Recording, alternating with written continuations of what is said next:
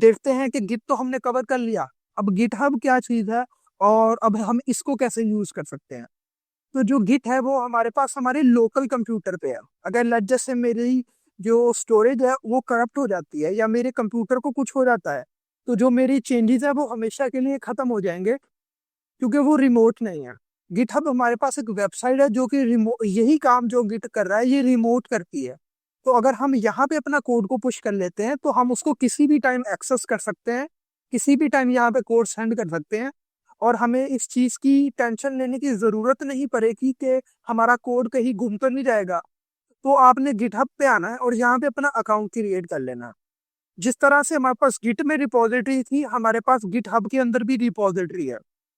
आपने एक new repository पे क्लिक करना है, यहाँ पे रिपोजिटरी का नाम दे देना है। मैं कहूँगा टेस्ट रिपोजिटरी, इसका नाम रख लेता हूँ।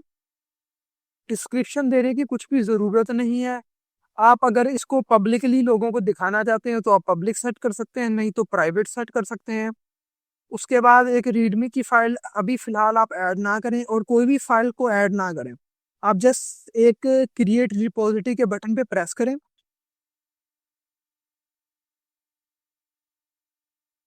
अब जैसा कि आप लोग देख सकते हो कि हमारे पास एक गिटहब की रिपोजिटरी क्रिएट हो चुकी है और यहाँ पे हमारे पास कुछ बेसिक कमांड्स भी आ रही हैं जिसको हम यूज़ कर सकते हैं अपनी रिपोजिटरी के अंदर। अब यहाँ पे हमारे पास वो कह रहा है कि अगर आपके पास आप अपनी एक रिपोजिटरी क्रिएट कर लो लोकल पे, तो या तो अगर आपकी ऑलरेडी रिपोजिटरी क्रिएट है तो आप अपने चेंजेस को पुश कर लो। अब हमने जो गिट इनिट और ये कमेंट की और ब्रांच को क्रिएट करने की जो कमांड्स हैं ये हमने ऑलरेडी अपने लोकल गिट पे कर चुके हैं। हमें सिर्फ अपना ओरिजिन को ऐड करना है और अपने कोड को पुश कर देना है। यहाँ पे एक बात जानना ज़रूरी है कि अगर आप पहली बार गिट को डाउनलोड कर रहे हो अपने कंप्यूटर पे, तो ये दो कमांड्स हैं, git config minus minus global का फ्लैग और उसके साथ यूज़र डॉट ईमेल और यूज़र डॉट नेम। ये दो चीज़ें आपने पहली बार सेट कर लेनी है अपनी गिट की कमांड लाइन पे। इससे ये होगा कि आप जब भी गिटहब के ऊपर अपना कोड पुश करेंगे तो वहाँ पे शो होगा कि किस पर्सन के किस यूज़र नेम ने और किस ईमेल के पर्सन ने ये सारी चेंजेस पुश की हैं। तो आपको ये एक बार रन कर लेना है लाजमी। इसके अलावा मेरी तरह अगर आपने भी एसएसएच की सेट नहीं की हुई है तो आपने मेक श्योर करना है कि आप यहाँ पे HTTPS को सिलेक्ट करें, ना कि HTTPS को। तो आपने HTTPS पे क्लिक करना है और फिर यहाँ से दोनों कमांड्स को कॉपी कर लेना है। अब मैंने पहले ही अपना ओरिजिन ऐड करने की कोशिश की थी SSH के साथ और उसका एरर आ गया था, तो पहले मुझे उसको रिमूव करना पड़ेगा और उसको रिमूव करने के बाद मैं अपना न्यू ओरिजिन ऐड करूँगा HTTPS के साथ, और फिर मैं अपनी जो ब्रांच है, जो हमारी मेन ब्रांच है, इसको मैं पुश कर दूंगा। यहाँ आप नोटिस कर रहे होगे कि कमांड के अंदर तो -u ओरिजिन से पहले था तो मैंने बाद में लिखा है। तो क्या इससे कोई एरर आएगा? तो नहीं, इससे कोई भी एरर नहीं आएगा। आप ओरिजिन से पहले और बाद में दोनों में लिख सकते हो।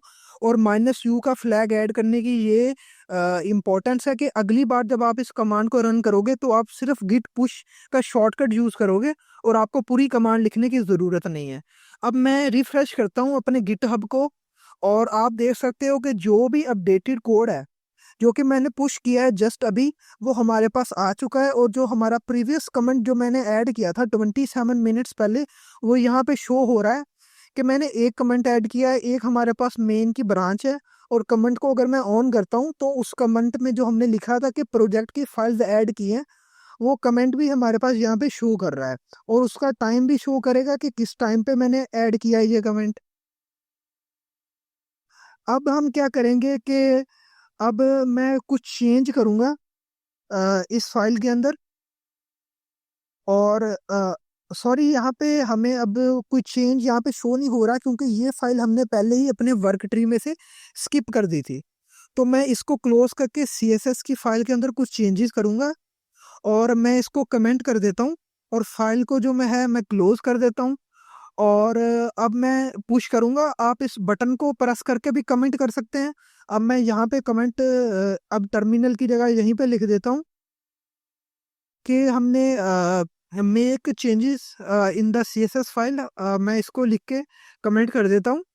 और अब मैं यहाँ से भी पुश कर सकता हूँ और मैं टर्मिनल से भी पुश कर सकता हूँ, क्योंकि हमने ओरिजिन के साथ -u का फ्लैग सेट किया था, तो मैं सिर्फ गिट पुश करूँगा और जो हमारे शॉर्टकट के थ्रू हमारे जो चेंजेस है वो पुश हो जाएंगे। अब मैं गिटहब को ऑन करता हूँ और रिफ्रेश करता हूँ, तो यहाँ पे आप देख सकते हो कि SRC के फोल्डर के आगे नाउ लिख के आ रहा है। मैं इसको ऑन करता हूँ और इसके अंदर CSS की फाइल को आप देख सकते हो कि यहाँ पे लिख के आ रहा है कि इसमें लास्ट कमेंट जो हुआ था वो अभी हुआ है और इसके अंदर जो अपडेटेड कोड है वो अवेलेबल हो चुका है। अब ये तो हमने कवर कर लिया कि हम गिटहब के ऊपर अपना कोड कैसे पुश कर सकते हैं। अब हम देखेंगे कि हम गिटहब से अपना कोड पुल कैसे कर सकते हैं। उसके 3 वेज हैं। सबसे पहला वे है कि आप यहाँ से HTTPS का ये जो एड्रेस आ रहा है, आप इसको कॉपी कर लो और गिट क्लोन करके आप क्लोन कर लो, या तो आप जिप फाइल को भी डाउनलोड कर सकते हो, लेकिन ये इतने बेहतर वेज नहीं है। इसके अलावा एक और वे है, वो है गिट फैच की कमांड। अगर आप फैच की कमांड यूज करोगे तो जो आपके लोकल पे चेंजेस होंगे और जो गिटहब से चेंजेस आ रहे हैं वो दोनों कंपेयर होंगे और फिर आपको मर्ज करना पड़ेगा कि आपने इन दोनों में से कौन सा कोड रखना है। और अगर आपको इस दोनों चीज़ों की कोई रिक्वायरमेंट नहीं है कि आपने अपना कोड मर्ज भी नहीं करना है, तो फिर आप गिट पुल की कमांड को यूज कर सकते हो। गिट पुल की कमांड से क्या होगा कि जो भी गिटहब के ऊपर कोड अवेलेबल है वही सेम आपकी लोकल पे आ जाएगा और जो आपका लोकल का कोड होगा वो ओवरराइड आ जाएगा, तो कोई भी आपको कॉन्फ्लिक्ट को मर्ज करने की ज़रूरत नहीं पड़ेगी। तो अब हम गिट पुल करने की कोशिश करते हैं। तो यहाँ पे मैं सबसे पहले तो अपनी जो मास्टर की ब्रांच है उसमें स्विच कर लेते हैं ताकि हम उसके अंदर कोड को ले आएं। तो यहाँ पे हम मास्टर की ब्रांच को पुश भी कर सकते हैं गिटहब पे, लेकिन यहाँ पे आप देखो CSS की फाइल में तो यहाँ पे चेंजेस अवेलेबल नहीं है क्योंकि हम अपनी डिफरेंट ब्रांचेस के ऊपर काम कर रहे हैं। तो अब मैं यहाँ पे कमांड लिखता हूँ गिट पुल ओरिजिन और फिर आगे हमने नाम लिखना है उस ब्रांच का जहाँ से हमने गिटहब से पुश करना है और पुल करना है, सॉरी। तो हम अपनी मेन ब्रांच से कोड पुल करेंगे। तो यहाँ पे हम अपनी देख सकते हैं कि app.css की फाइल के अंदर वो चेंजेस आ चुके हैं जो कि हमारी रिमोट गिटहब के ऊपर अवेलेबल थे। तो इस तरह से जो भी गिटहब के ऊपर कोड है वो हमने पुल कर लिया है। अब इस वीडियो को कंक्लूड करते हैं और देखते हैं कि क्या क्या चीज़ें हमने इस वीडियो में कवर की हैं। हमने देखा है कि हम गिट को कैसे और गिटहब को कैसे यूज़ कर सकते हैं।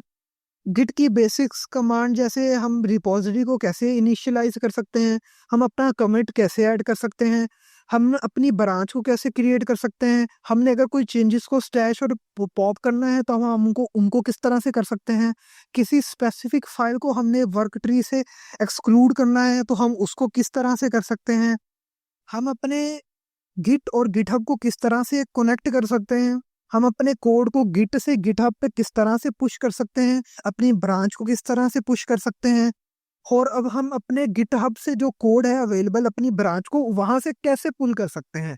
तो जो जो कमांड्स आपको अपनी यूनिवर्सिटी के लाइफ में चाहिए होंगी, जो कि मैंने भी अपनी जॉब के दौरान यूज़ की हैं, वो सारी कमांड्स मैंने आपको सिखा दी हैं। इसके अलावा अगर कोई और बेसिक्स कमांड जो आगे मैं अपनी जॉब में यूज़ करूँगा तो उसकी हम एक और सेपरेट वीडियो बना लूँगा मैं। वीडियो देखने का बहुत बहुत शुक्रिया। अगर आप देखना चाहते हो कि किस तरह से आप बहुत ही अच्छा सॉफ्टवेयर इंजीनियरिंग का पोर्टफोलियो बना सकते हो, तो मैं डिस्क्रिप्शन के अंदर वीडियो का लिंक ऐड करूँगा। Thank you. अल्लाह हाफिज़।